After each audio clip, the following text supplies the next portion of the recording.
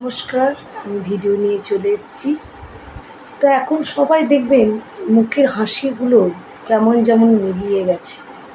আনন্দটা মনে হয় মানুষ ভুলেই গেছে, কারণ এত মানুষের টেনশন আছে যে আনন্দটা কিন্তু একদম ভুলে গেছে। তাই আনন্দটা করে যাবেন, যাই হোক না কেন। আপনার মনে যা ইচ্ছা করুন, কিন্তু আপনাকে আনন্দে থাকতে হবে। লাইফ কিন্তু একটাই, আর সেই লাইফের জন্য আপনাকে যথাযথ আনন্দে থাকতে হবে। কারণ আনন্দ কিন্তু বারবার ফিরে আসে না, জানেন তো। সুখ খুব ক্ষণিকের, দুঃখটা কিন্তু চিরস্থায়ী। আমরা দুঃখটাকে বরণ করি একটু বেশি, কিন্তু সুখটা আমরা খুব বেশি পাই না। তাই যতক্ষণ আপনার সুখ আছে, যতক্ষণ আনন্দ আছে, আপনি এনজয় করে নিন। কারণ কালকে কি হবে সত্যি কেউ জানে না।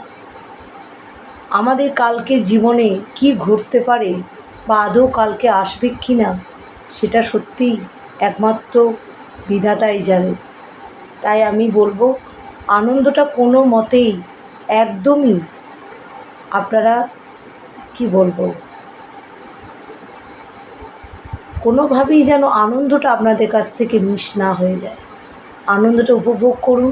যতক্ষণ আনন্দ পাচ্ছেন, যতক্ষণ আপনারা আনন্দ থাকতে পারছেন, ততক্ষণ আপনারা আনন্দটা উপভোগ করে নেবেন। কারণ কালকের জন্য কিছু ফেলে রাখবেন না।